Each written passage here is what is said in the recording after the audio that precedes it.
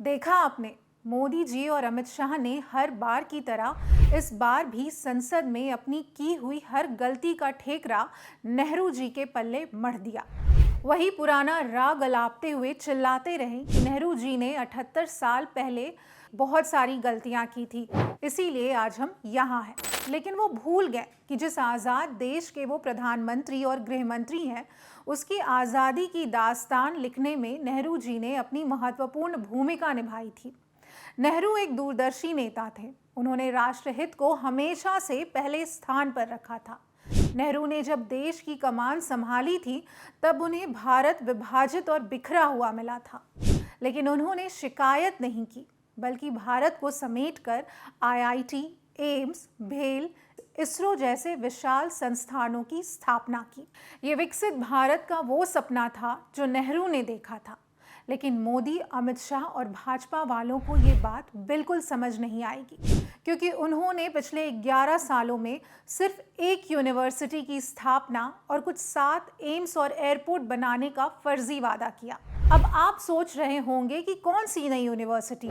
ऐसा तो सिर्फ चुनावी जुमलों या गोदी चैनलों में सुना था, सामने तो कभी देखा ही नहीं। बिल्कुल कागजों में बने दरभंगा के एम्स की तरह। वायरल वीडियो तो देखा होगा आपने, लेकिन दरभंगा के एम्स की तरह यूनिवर्सिटी फर्जी नहीं निकली। हमने थोड़ी रिसर्च की तो पाया कि मोदी जी ने एक व्हाट्सएप यूनिवर्सिटी खोली है और इस यूनिवर्सिटी से ग्रेजुएट हुए लोगों को मोदी की अंधभक्ति की डिग्री मिलती है। इस डिग्री के मिलते ही लोगों को वर्तमान में हो रही समस्या जैसे जातिवाद, आतंकवाद, क्षेत्रवाद, बढ़ती जनसंख्या, महंगाई, बेरोजगारी, जमाखोरी, अपहरण, बलात्कार, भ्रष्टाचार जैसी गंभीर समस्याएं दिखाई देनी बंद हो जाती हैं और उन्हें 300 साल पुराने इतिहास को देखने की दिव्य दृष्टि मिल जाती है। आपको नागपुर में मुगल बादशाह औरंगजेब के मकबरे को ध्वस्त करने वाला विवाद तो याद होगा। जी बिल्कुल, ये इसी यूनिवर्सिटी के कुछ पास आउट बच्चों ने इतिहास को बदलने और हिंदू मुस्लिम वाले वही पुराने बीजेपी और आरएसएस के एजेंडे को आगे बढ़ाने के लिए एक शॉर्ट टर्म इंटर्नशिप के तहत अराजकता फैलाई थी। खैर, हम यहाँ इनकी बात बिल्कुल नहीं करेंगे। हम आज बात करेंगे उन झूठी अफवाहों के बारे में जो भाजपा की आईटी सेल, मोदी और अमित शाह ने मिलकर नेहरू जी के बारे में लोगों को बताई हैं, और सामने रखेंगे उन सभी झूठी बातों का सच।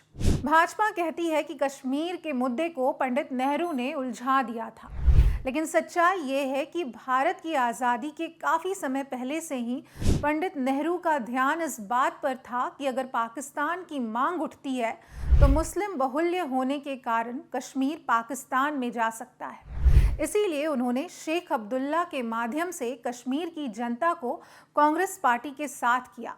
यह पंडित नेहरू की कूटनीति ही थी जिसकी वजह से कश्मीर राज्य का भारतीय संघ में विलय हुआ।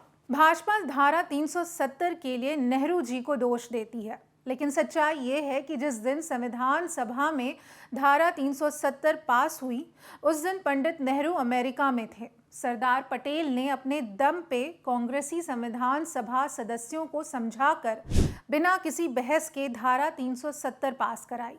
श्यामा प्रसाद मुखर्जी ने भी धारा 370 का विरोध नहीं किया था। भाजपा ने नेहरू जी पर वंशवाद को बढ़ावा देने का आरोप लगाया, लेकिन सच्चाई ये थी कि पंडित नेहरू सबसे पहले अपना उत्तराधिकारी जयप्रकाश नारायण को और उसके बाद राम मनोहर लोहिया को बनाना चाहते थे, लेकिन दोनों नेता इसके लिए तैयार नहीं हुए। नेहरू जी के बाद उनके सबसे विश्वस्त लाल बहादुर शास्त्री देश के प्रधानमंत्री बने। नेहरू जी ने इंदिरा जी को प्रधानमंत्री नहीं बनाया। नेहरू जी के विशाल शख्सियत की चर्चा पूरी दुनिया के नेता आज भी करते हैं। उन्होंने भारत को हम और आप जैसे लोगों में देखा था। उनके लिए देश के वासी ही भारत थे।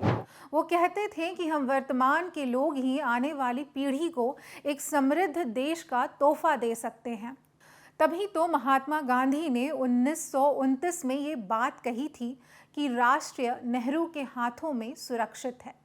राजनीति में नेहरू ने ऐसी छवि बनाई कि सत्ता पक्ष तो क्या, विपक्ष भी उनका मुरीद था।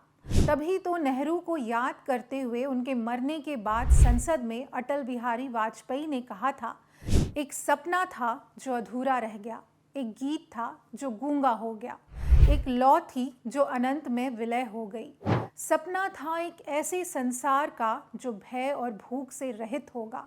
गीत था एक ऐसे महाकाव्य का जिसमें गीता की गूंज और गुलाब की सुगंध थी।